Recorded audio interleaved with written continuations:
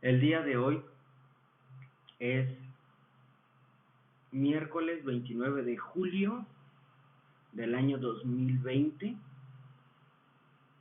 y son las 10 horas con 52 minutos.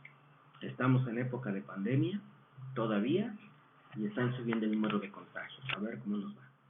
El día de hoy leí la obra de William Shakespeare llamada Julio César. Es una tragedia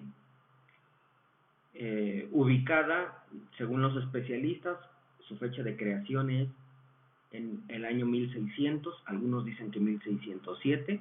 Es difícil saber con exactitud porque la producción, la primera compilación que se hizo de sus trabajos se hizo hasta 1623 y muchas obras, incluyendo esta, se publicaron hasta esa fecha, pero aproximadamente es por esas épocas.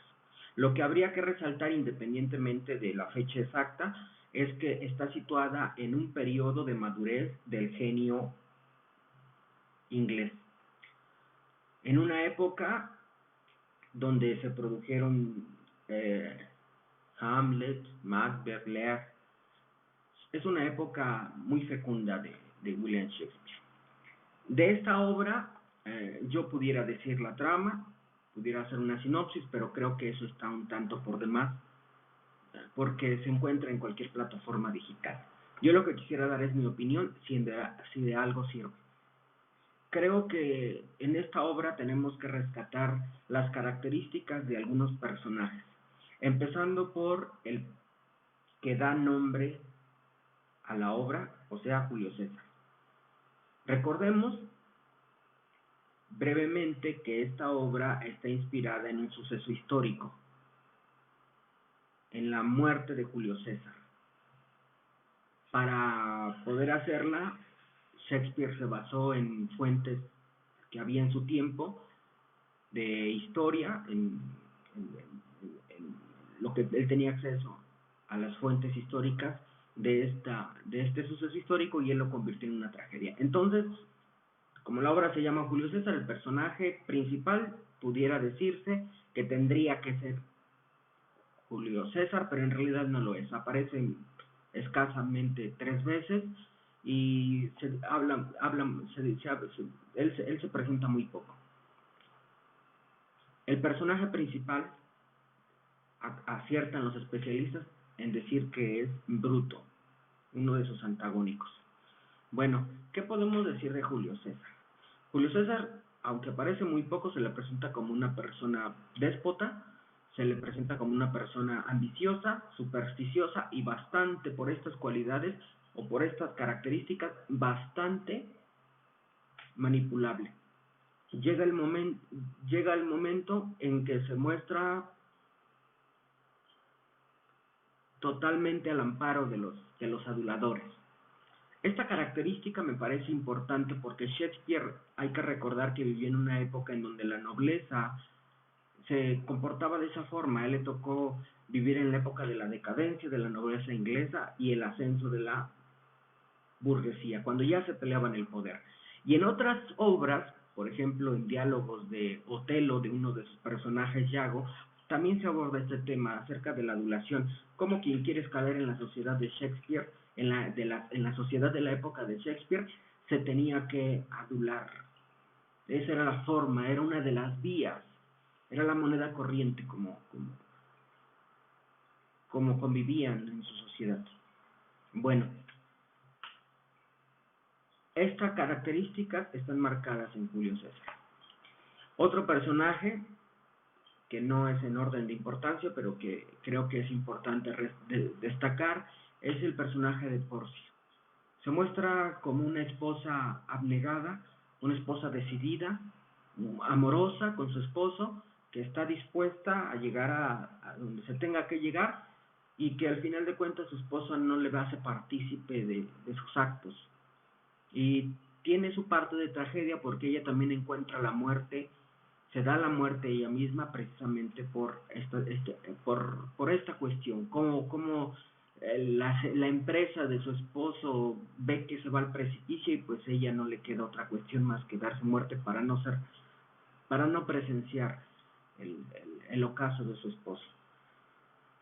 Otro personaje que creo que es importante, pues es el de Antonio, el íntimo amigo de Julio César. Es uno de los personajes más desarrollados junto con el personaje de Bruto, y creo que también es una pieza clave para entender la obra, porque tiene mucho contacto con el pueblo, o una de las cosas más importantes es el contacto que tiene con el pueblo, y después unas escenas en la intimidad donde él habla ya con los triunviros. Creo que es ahí donde se dibuja cabalmente al personaje. Este es una persona más simple, en apariencia una persona pues con una que siente cierta amistad genuina por Julio César, pero que en realidad ocupa todo esto para manipular el pueblo y para beneficiarse él mismo. Otro personaje importante, o más bien estos sí están un tanto ligados, sería el de Casio y el de Bruto, dos de los conspiradores más importantes. Casio es el antagónico de Bruto en cuanto a intenciones. Aunque ellos mismos son partícipes de la misma acción, desde el principio Casio tiene claro, o deja en claro, lo dibuja Shakespeare bien como una persona ambiciosa, como una persona mezquina, como una persona que siente envidia de Julio César y por eso quiere matarlo. Y por otro lado, está Bruto, que es una persona que él cree sinceramente en sus adentros de que tiene que participar del asesinato de Julio César para hacerle un bien a la República, lo hace por el bien de Roma. Entonces estos dos personajes, aunque son amigos, aunque mueren siendo amigos, en realidad sus intereses son antagónicos y hay una parte donde estos opuestos llegan a juntarse y se confrontan, y ahora sí, como se dice en buen mexicano, se dicen sus verdades y de lo que están de acuerdo y de lo que no. Entonces se desarrolla así la obra. ¿Qué puntos creo que llegan a ser fuertes o que hay que destacar? Ya decía hace rato, la relación que tiene Antonio con el pueblo. En un principio se dibuja un Antonio adulador, uno de los principales o el principal adulador de Julio César. Este lo quiere coronar en un acto público y Julio César se rehúsa 3 veces y la respuesta del pueblo es de que responden con vítores, con ovaciones, con una ovación estrepitosa cada vez que rechaza a Julio César la corona, aunque éste la desea.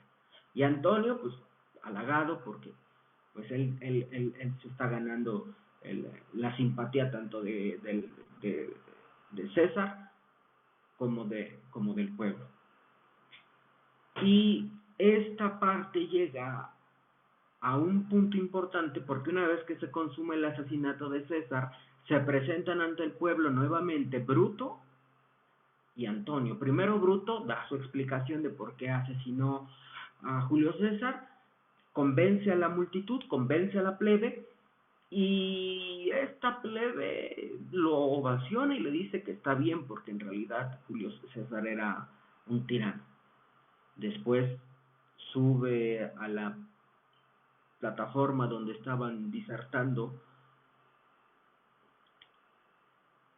sube Antonio con el cuerpo de Julio César y entonces empieza a derramar miel de todo lo bueno que era el César y de todo lo que les dejó al pueblo, y entonces se gana el pueblo, ese mismo pueblo que había victoriado un momento antes en la trama a Bruto, ahora ya está enardecido y quiere ir a matar a todos los conspiradores. Esta parte es importante porque Shakespeare lo remarca para que la gente no le quede duda, para que los espectadores no le queda la concepción que tenía de este pueblo romano. No sé si fuera si fuera para el pueblo en general, pero lo muestra como un pueblo desarrapado, un pueblo mugroso, un pueblo maloliente, que es bastante manipulable. Y en esa forma ve cómo se manipula el pueblo, cómo primero entra que a una persona, cómo se gana su simpatía y cómo el otro perverso cambia toda la opinión del pueblo para ocuparlo por sus intereses. Esta parte siento que es muy importante en mi opinión y esa es la interpretación que yo le pudiera dar. La segunda cuestión que yo creo que es importante dejar y que es una belleza en los diálogos es el conflicto que tiene Bruto en la noche, en la madrugada anterior a que se cometa el, el crimen, antes de que se cometa el magnicidio de Julio César. Él tiene conflictos, sabe que lo que va a hacer es una cuestión que le causará muchas dificultades, incluida la muerte, pero que lo tiene que hacer. Entonces, este conflicto esta parte del conflicto es una parte muy importante que creo que es fundamental en la obra. Y otra parte que creo que es importante es, una vez consumado el asesinato y ya están en la intimidad los tres sucesores de, de Julio César, los triunviros, que es Octavio, que es Antonio y que es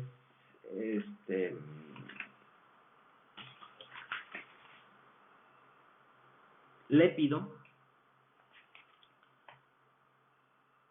¿Cómo Antonio concibe que Lépido es solamente una persona que van a tener que utilizar para llegar a sus fines y que él no merece el poder?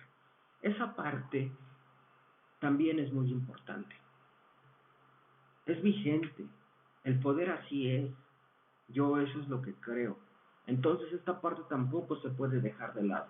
Me da la impresión que es una de las partes de los diálogos también muy importantes que uno no tiene que dejar de lado. Describe lo que pasa, lo que siente en realidad el personaje. Y por último, pues yo creo que la parte donde Bruto se confronta con Casio, ya previo a la batalla final de la obra, y le reclama Bruto cómo Casio se ha mostrado como una persona corrupta, aceptando dinero mal habido, y cómo se enfrentan ellos. Y Bruto sigue siendo el mismo antes de que pasara lo de Idus de marzo. Él sigue siendo el mismo Bruto con sus mismos ideales, y Casio sigue siendo el mismo, pero ya ahora más destapado, más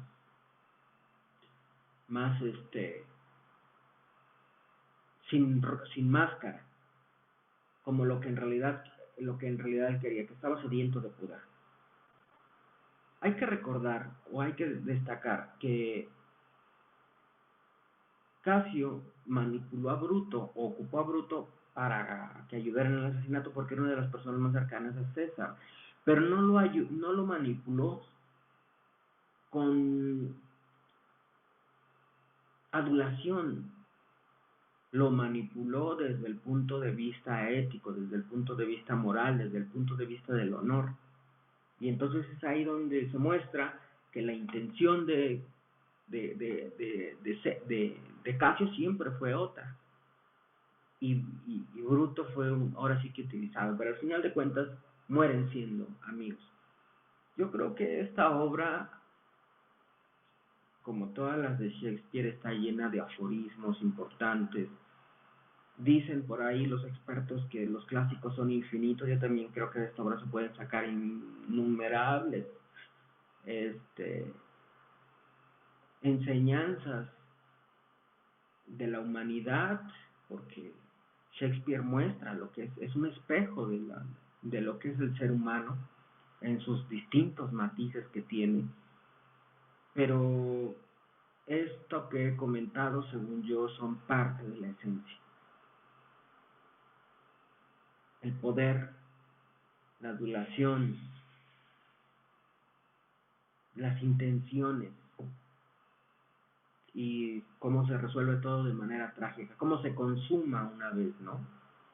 Entonces, esta obra es importante por esta cuestión. Es una obra que es un tanto más política y tiene cosas que son muy vigentes todavía para nuestra época, porque todavía hay hombres que se siguen peleando el poder todavía hay intereses mezquinos y todavía las formas de escalar a los niveles más altos de gobierno siguen teniendo ciertos tonos como estos que nos dibuja William Shakespeare.